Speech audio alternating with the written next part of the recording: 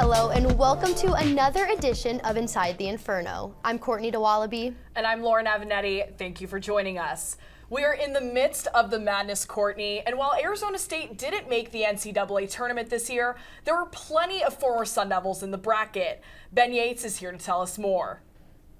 Yeah, like you said, Lauren, ASU didn't get to participate in the big dance, but a few other former Sun Devils did. Let's get inside the bracket here. The first round, we saw Duke Brennan's new team, the number 12 seed GCU, pull off a huge upset against the St. Mary's. Brennan was the starting center in that game, had only 4 points. They moved on, however, to a rolling Alabama team who dropped 109 points on Colorado. It was a pretty tough matchup, but Alabama eventually came out on top. Just one of the former Sun Devils in the first weekend, eliminating them. Just last night, Alabama went on to play against the 1 seed in the region, North Carolina Tar Heels. Got a huge win, and they're still dancing in the Elite Eight to play against the 6 seed Clemson Tigers.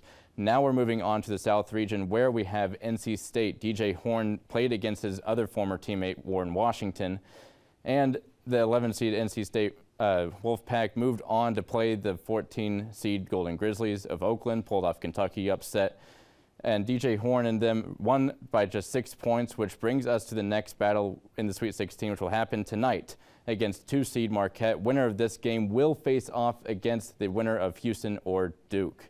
And now we'll bring in the stats right here with Duke Brennan on the left and DJ Horn on the right.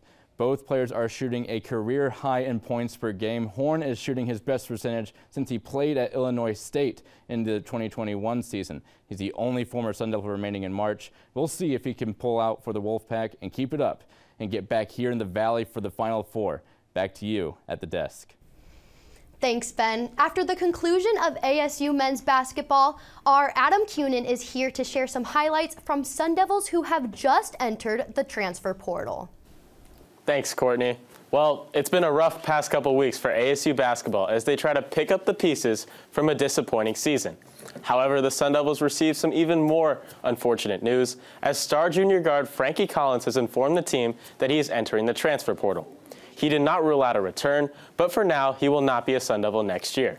Collins joins a list of 3 other ASU players who have already entered the transfer portal. The other big name to note on this list, junior guard Jemiah Neal, who played next to Collins in the starting lineup. So in honor of these 2 Sun Devils and their contributions to the program, let's take a look at some of their best highlights from their time at ASU. It's time for the Sun Devils 6. Starting off here with number 6, Jemiah Neal, during his sophomore season in the Pac-12 tournament. He's going to inbound the ball here and gets it back, slams it right over his defender for the poster off the inbound. Let's take another look at this one. This is going to be a theme for these guys because they can really fly.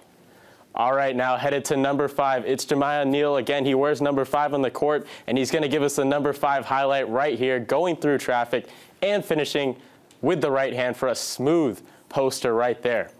All right, to number 4. This is more of a compilation of highlights as Frankie Collins snatched 77 steals to break Fat Lever's single-season steals record, forever cementing him in Sun Devil history. Now back to the dunks here. Here's number 3. It's going to be Jemiah Neal again. He picks up the loose ball, drives in here in transition, and finishes with a windmill over the defender for the and one. Let's take another look at that one. That was sweet there from Neal. In my opinion, his best dunk in his time at ASU, a sweet windmill there at home against Texas Southern. ASU would win that game. And here's a game winner. Frankie Collins in the only game winner for him this season, up and under to secure the win over UMass Lowell and complete the comeback. One more look at it here. A pretty finish there for Collins, who was able to win that game for ASU. And now we go to the NCAA tournament. Frankie Collins, have mercy. What a dunk there. An absolute poster there for Collins. Straight baptizes the TCU defender. What a beautiful play there for number 10 on ASU. Frankie Collins, an incredible dunk, a straight Kodak moment there for the guard. All right, so it's easy to understand just how much talent ASU is losing with all these departures.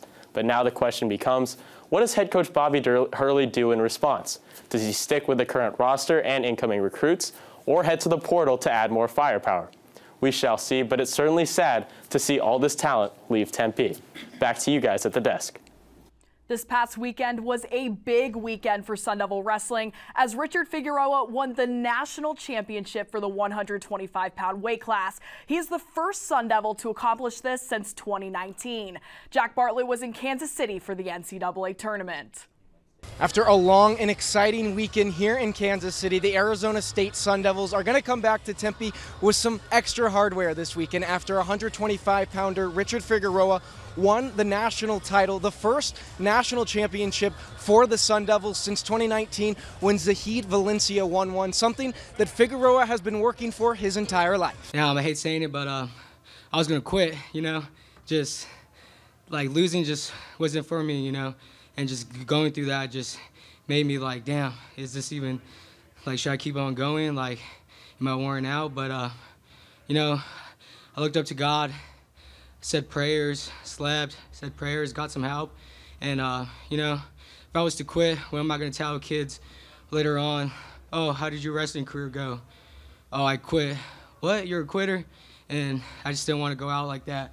I want to be able to tell my story, and I'm glad I'm able to tell a story now. Figueroa credits his coaches and teammates, who he considers to be like family, in helping him along the way to earning a national title. Just family, The way they approached me to come to her school was very different how other schools, They didn't care about what I did in the past and stuff, but just knowing that if I'm able to become a better man as I grow up, which I've proven I have been, and just having that support system as like my teammates, my strength coaches, my personal strength coach, Mike Van Arsdale, and my assistant. Another one would be Mark Perry. So just having those guys around, Pritz and all of them, Zeke, is just a blessing, They're like family to me, and I thank God I made them proud today. Head coach Zeke Jones noted that in addition to becoming the first Sun Devil to win a national title since 2019, Figueroa grew up watching Zahid Valencia wrestle at Arizona State and was a part of the reason he committed to the Sun Devils in hopes of becoming the best in the world. Well, obviously Zahid set the standard when we got here 10 years ago. And now Richard, who's also from California, grew up watching Zahid win titles, and I think that's part of Richard's aspirations. Not only does he, want to do what Zahid did, win national titles, but I'm sure Richie also wants to be the best in the world, and so that's why I think he chose Arizona State to do it. Following the conclusion of the NCAA championships this weekend, the Sun Devils are going to get some needed rest time this offseason. But next year, Richard Figueroa will look to become the first back-to-back national title since Zahid Valencia in 2018 and 2019. Here in Kansas City, Jack Bartlett, Inferno Intel. Although the ASU hockey season is over, a former Sun Devil made his NHL debut in a familiar rink. Our Hannah Flanagan is here to share details on an impressive debut for a former ASU captain. Thanks, Courtney. Former Sun Devil Josh Doan made his NHL debut with the Arizona Coyotes this past Tuesday. Doan scored 2 goals, and the Coyotes secured a 6-2 win against the Columbus Blue Jackets at Mullet Arena. Doan became the first ever Arizona-born and trained player to play for his home state team. He was born and raised in Scottsdale, Arizona, and grew up playing for the Junior Sun Devils. Doan played for ASU from 2021 to 2023, where he recorded 75 points, including 28 goals.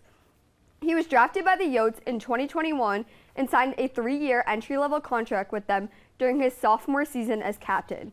Following that season, Doan went on to play for the Tucson Roadrunners, the Coyotes AHL team. He has led the teams in goals this season and put up 46 points before getting called up for a once-in-a-lifetime opportunity this week. Shane Doan, Josh's father, is also an Arizona Coyotes legend who still leads the franchise in goals, points, and games played. It has been a full-circle moment for the Doan family this week. Congratulations, Josh. We are happy to have you back in Tempe and to keep the tradition going. Hockey is and always will be a part of the desert.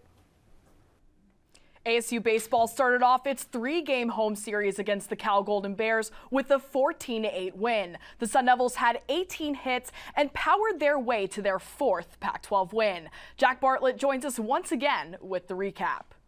ASU Baseball came away with another big win on Thursday over the California Golden Bears. Despite the 14-8 score, head coach Willie Bloomquist made sure to credit the bullpen arms for their success in the match. Yeah, that's 2 in a row. We've had kind of bullpen get out of jail free cards, which has been outstanding. That's the positive, and we'll focus on that. Matty threw the ball great. Fitzy threw the ball outstanding.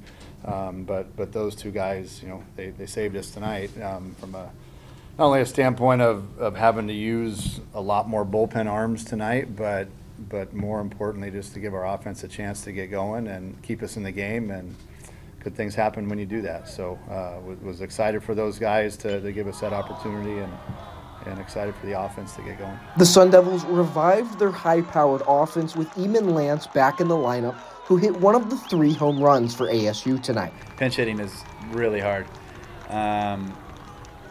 I haven't quite figured it all out yet, but having the start and knowing that, okay, I'm going to have another at-bat. I'm not just defined by the one that I get, and just having that build-up, that slow build-up definitely helped me. And, you know, got the first little jitters out in the first at-bat, got my move off, and kind of set them up being late on the heater, so I felt like I was going to get another one and drove it in the gap. ASU will finish off the 3-game series this weekend against Cal with hopes of getting back to 500. For Inferno Intel, this has been Jack Bartlett.